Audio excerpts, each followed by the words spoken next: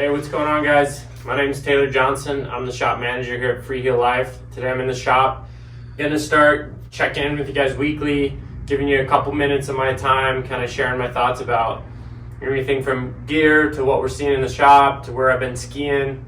Gonna keep it kind of loose, but I'll be in here checking in with you, giving you my opinion on all things Telemark. I wanted to kind of start off this first video talking about my personal quiver, and I guess just a sliver of my personal quiver, my personal NTN quiver. I own a lot of tele gear. I own everything from leather boots that are older than I am to plastic 75 millimeter to NTN stuff. So kind of first thing in my quiver, as far as daily boot goes, this is my TX Comp. I love this boot. I came from the Scarpa T race in the 75 millimeter series, so I've always liked kind of that stiffer, more aggressive boot. And with the TX Comp, when I made the transition to NTN, this was definitely the one that kind of fit my wheelhouse best. I do not ski this totally stock out of the box. I made a couple different mods to it to kind of give it the additional performance that I'm looking for. So first thing you can see here is the booster power strap. I really like this. I feel like with this cam system that they've got here and the flexible elastic, it really allows me to kind of cinch that cuff up nice and tight to my leg, and the elastic still flexes. So for me, it feels like I can get that boot really nice and tight to my leg, and I can really feel the front of that cuff, but it still flexes for me. And then the second biggest mod to this boot would be the power blocks. So when this boot originally came out from Scarpa, it was pretty much in this form. So I'm kind of skiing it in the original form. They had a stock booster brand strap and the power block similar to the old Candy Cane T-Race boots. So by removing the walk mode, this just stiffens up that cuff a little bit. I do this mostly because I have the luxury of a couple pairs of boots. I get it, not everybody has that option.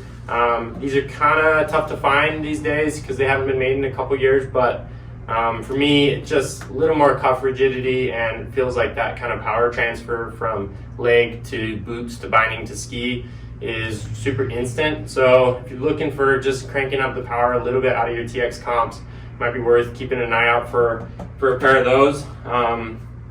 You do need special ones for the TX Comp. The old T-Race ones do not fit the same shape.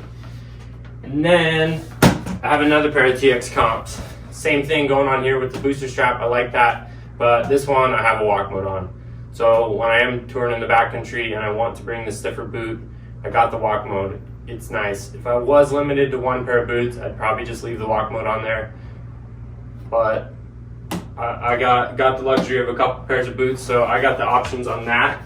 And then new to the quiver for me this year was a pair of TX Pros.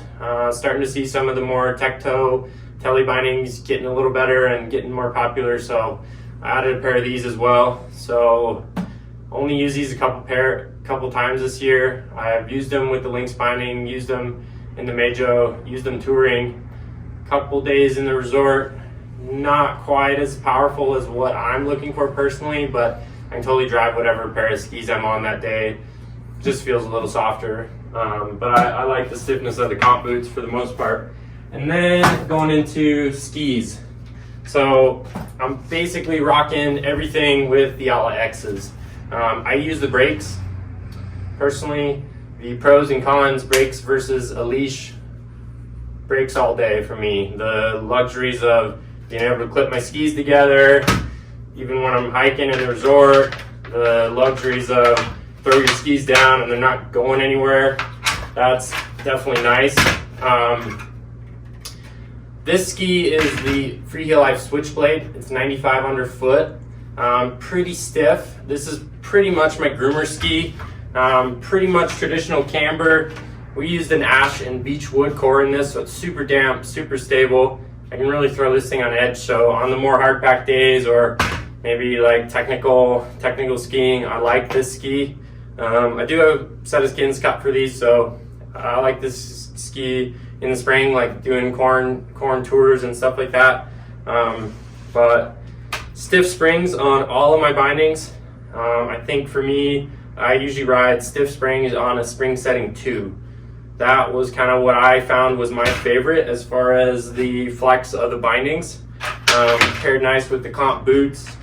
And that's kind of the cool thing about the Outlaws is they're super adjustable. So you and I might ski the same bindings even though we might have totally different tastes in terms of how that gear flexes. So that's my Switchblade. That's kind of my hard pack ski, 9,500 foot, pretty traditional camber. We used a little bit of what we call zero camber up here. So kind of this section of the ski is not really an early rise tip, but there's no camber there. So get a little bit of flotation out of the soft snow and then kind of working my way up in terms of waist width. This is another ski from Freeheel Life that I've got set up with the Outlaw X bindings. Same thing, stiff springs, brakes. This is 105 underfoot. This really is kind of my everyday Utah ski. Around here we're blessed with a lot of snow, and not every day is a super deep day, but I think this is for me the most versatile all mountain ski I've got. As far as tip profile, pretty similar, kind of same thing with that zero camber. So personally I like these skis with a lot of effective edge. Some of the crazy big tip rockers and stuff like that, I just don't like that. I really like to feel that edge the whole way around. The Rude Boys also use the Ashen Beach wood core, so fairly stiff in the tails.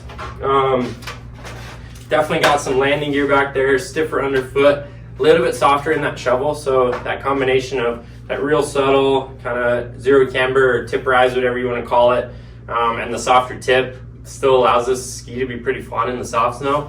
But for most days around Utah, I'm picking this thing.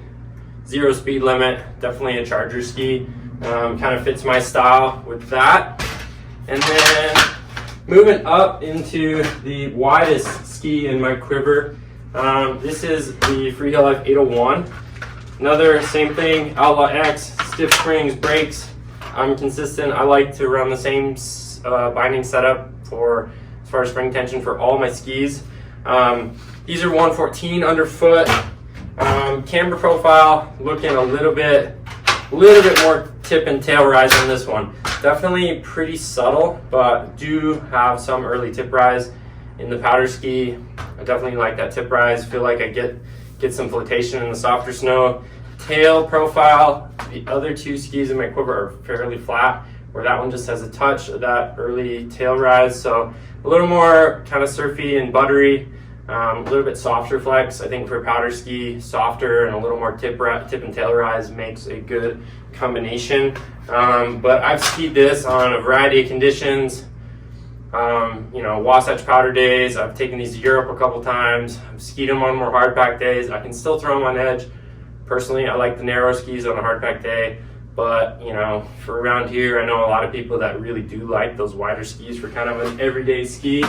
And then the last ski that I don't actually own, but this is one of our demo skis that I've been kind of sneaking out of the demo fleet a fair amount. This is the Bolle Ultra Vector. This is a 177. These are about 96 underfoot, I think is the measurement on those with the Lynx binding. So this is definitely going to be more my backcountry ski. I'm going to tie this in with my TX Pros. Obviously needing the tech inserts on that one. Definitely the lightest ski in my kind of rotating quiver. I really like this for corn skiing and maybe not the super deepest days, but if we're just going to make some turns in the backcountry, like I'm down to save some weight and take this. The other sets that I do have skins cut for, if I'm looking to go ski something a little more aggressive in the backcountry, I'm probably bringing my comp boots and bringing my Outlaws.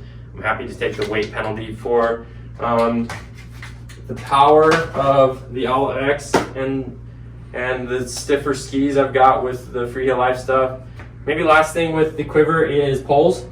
I've got a grass sticks pole here. This is kind of my resort pole, super durable. Like I've had this for 3 seasons, probably lasted longest out of any resort poles I've got. And then I have an adjustable pole from BD for the backcountry tours. And I do not like pole straps. In the backcountry situation, potential of an avalanche, I don't want any gear on my body. In the resort, I don't know, I had a fall, tweaked my finger, got hooked up in a pole strap last year. boom, they were gone. So I gotta hold on to these, but I don't really like the straps. That kind of rounds out my NTN Quiver as far as boots, skis, poles. If you guys got any questions or ever want to get an opinion from either myself or someone else at the shop, you can always check us out at freeheellife.com or Freeheel Life on all the social channels. And thanks for tuning in, and I'll see you next week for another dive into whatever else I want to talk about next week.